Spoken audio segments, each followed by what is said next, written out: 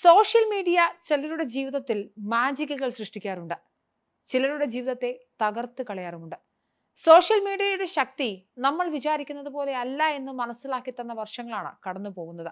നിസ്സാരം ചില വീഡിയോകൾ കൊണ്ട് ചില ആളുകൾ സിനിമാ താരങ്ങളെ വെല്ലുന്ന പണക്കാരാവുന്നു. ചില ആളുകൾ സോഷ്യൽ മീഡിയ സ്റ്റാറുകളാവുമ്പോൾ ചില ആളുകളുടെ ജീവിതം തന്നെ തകർന്നു പോകും. സോഷ്യൽ മീഡിയയുടെ ശക്തി അത്ര വലുതാണ്.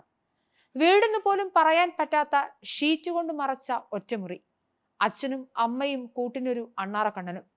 തന്റെ ദുരിത ജീവിതത്തിലും സന്തോഷം കണ്ടെത്തുന്നതൊക്കെ കയ്യിലിരിക്കുന്ന മൊബൈൽ ക്യാമറയിലൂടെ പകർത്തി ഇച്ചാപ്പി എന്നൊരു പേരുമിട്ട് യൂട്യൂബിൽ അപ്ലോഡ് ചെയ്യുന്ന ഒരു പെൺകുട്ടി.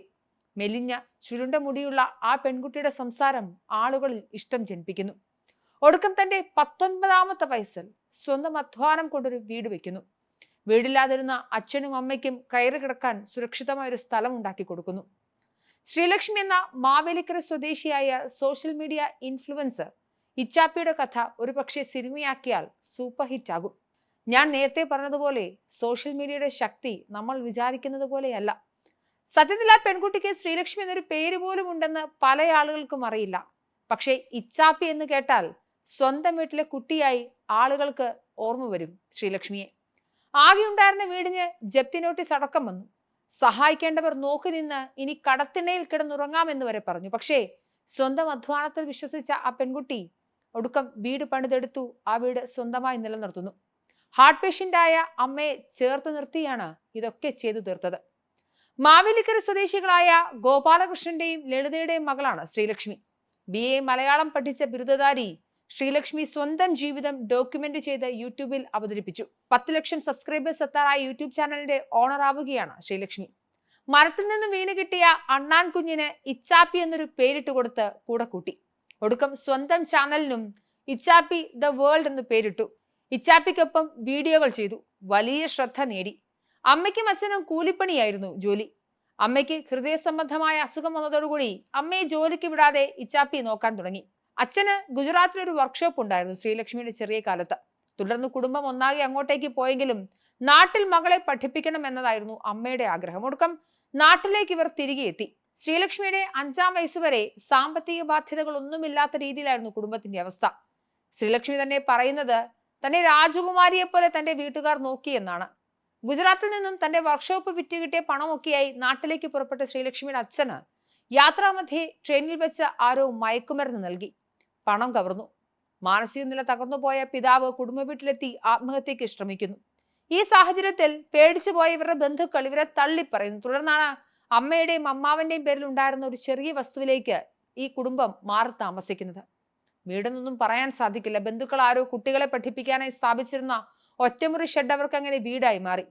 സാമ്പത്തിക ബാധ്യതകൾ കാരണം വീട്ടിൽ കറണ്ടും മറ്റ് അടിസ്ഥാന സൗകര്യങ്ങളും ഉണ്ടാക്കാൻ അവർക്ക് സാധിച്ചില്ല. അച്ഛനും അമ്മയും കൂലിപ്പണിയെടുത്ത് ശ്രീലക്ഷ്മിയെ പരിപാലിച്ചു. സൗഭാഗ്യങ്ങളൊന്നും നൽകാൻ സാധിച്ചില്ലെങ്കിലും പട്ടിണി കിട്ടില്ല തന്നെ എന്നതാണ് ശ്രീലക്ഷ്മി ഓർത്തെടുക്കുന്ന സൗഭാഗ്യം. താമസിക്കാൻ പോലും വീടില്ലാതെ വർഷങ്ങളോളം മറച്ചുകെട്ടി ഷെഡിൽ കഴിഞ്ഞ ഇച്ചാപ്പിയും അച്ഛനും അമ്മയും അടങ്ങുന്ന കുടുംബം അടുത്തിടെയാണ് അടച്ചുറപ്പുള്ള വീട്ടിലേക്ക് മാറിയത്. ജീവിതത്തിൽ പിന്നീട് പല പ്രതിസന്ധികളും ഇച്ചാപ്പിക്കും കുടുംബത്തിന് നേരിടേണ്ടി വന്നു. അമ്മയുടെ ആരോഗ്യമൊക്കെ വലിയ വിഷയമായിരുന്നു. ആ വീട് പണിത് തീർന്നതിന് ഇച്ചാപ്പിയുടെ യൂട്യൂബ് വരുമാനം നല്ല രീതിയിൽ സഹായിച്ചു. ഒപ്പം 15 വർഷത്തെ അവരുടെ മാതാപിതാക്കളുടെ അധ്വാനം. ഒറ്റമുറി വീട്ടിൽ നിന്നും പുതിയ വീട്ടിലേക്ക് മാറി. ഇപ്പോൾ വിവാഹിതയാകാൻ കൂടി പോവുകയാണ് ഈ പെൺകുട്ടി. ജീവിത പങ്കാളിയാകാൻ പോകുന്ന സൗരവിനെ കഴിഞ്ഞ ദിവസം ഇച്ചാപ്പി ഔദ്യോഗികമായി പരിചയപ്പെടുത്തിയിരുന്നു. സൗരവ് എന്നാണ് പേര്. ഡിജിറ്റൽ ക്രിയേറ്റർ ആണ്. അപ്പു എന്നാണ് ഇച്ചാപ്പി വിളിക്കുന്നത്. കുഞ്ഞ എന്ന് അപ്പു ഇച്ചാപ്പിയെ തിരിച്ചു വിളിക്കും. അപ്പുവിനെ മാത്രമല്ല, തനിക്കൊരു അച്ഛനെയും അമ്മയും അനിയനെയും കിട്ടിയ സന്തോഷം അടക്കം ഇച്ചാപ്പി പങ്കുവച്ചിരുന്നു. പേളിമാണി അടക്കമുള്ളവർ ഇച്ചാപ്പിക്ക് ആശംസകളുമായി കമന്റ് ബോക്സിലെത്തി. പ്രിയപ്പെട്ട അപ്പു, എന്റെ ജീവിതത്തിലേക്ക് കടന്നു വന്നതിന് നന്ദി. കഴിഞ്ഞ വർഷം ഈ കടൽ തീരത്ത് കണ്ണീരോടെ നിന്നവളാണ് ഞാൻ. മാനസികമായി ആകെ തകർന്ന അവസ്ഥയിലായിരുന്നു. എന്നാൽ ഇപ്പോൾ മാസങ്ങൾക്ക് ശേഷം ഞാൻ നിന്നോടൊപ്പം ഇതേ സ്ഥലത്ത് നിൽക്കുന്നു. എനിക്കിപ്പോൾ എന്നത്തേക്കാളും സന്തോഷം തോന്നുന്നു. ഇരുൾ മൂടിയ സമയങ്ങളിൽ എന്നോടൊപ്പം നിന്ന ആളാണ് നീ. ഇപ്പോൾ നീ എന്റെ ഭർത്താവാകാൻ പോകുന്നു. ഞാൻ വളരെ നന്ദിയുള്ളവളാണ്, അനുഗ്രഹീതയാണ്. ശരിയായ ആളെ തന്നെയാണ് എനിക്ക് ലഭിച്ചത്. നീ എന്റെ ആത്മമിത്രമാണ്, എന്റെ പങ്കാളിയാണ്, എന്റെ ഏറ്റവും അടുത്ത സുഹൃത്താണ്, എന്നെ പൂർണ്ണതയിൽ എത്തിക്കുന്നയാളാണ്. നീ എന്റെ ജീവിതത്തിലേക്ക് വന്നതിൽ ഞാൻ വളരെ നന്ദിയുള്ളയാളാണെന്നായിരുന്നു ഇച്ചാപ്പിയുടെ വാക്കുകൾ. നോക്കൂ, ഇച്ചാപ്പിയെ പോലെ അതികഠിനമായ ജീവിത സാഹചര്യങ്ങളിലൂടെ ജീവിച്ചു പോയവരുണ്ടാകും. അങ്ങനെ ജീവിച്ച് മരിച്ചവരും ഉണ്ടാകും. പക്ഷേ ഇച്ചാബി നമുക്ക് നൽകിയൊരു മാതൃകയുണ്ട്. ജീവിതം കൈവിട്ടു പോയി എന്ന് തോന്നി തുടങ്ങിയെന്നിടത്ത് ജീവിതത്തിൽ ജയിച്ചേ പറ്റൂ, എനിക്ക് ജീവിച്ചേ മതിയാകൂ എന്നുള്ള നിശ്ചയദാർഢ്യം ഇച്ചാപ്പി എല്ലാവർക്കും ഒരു മാതൃകയാണ്.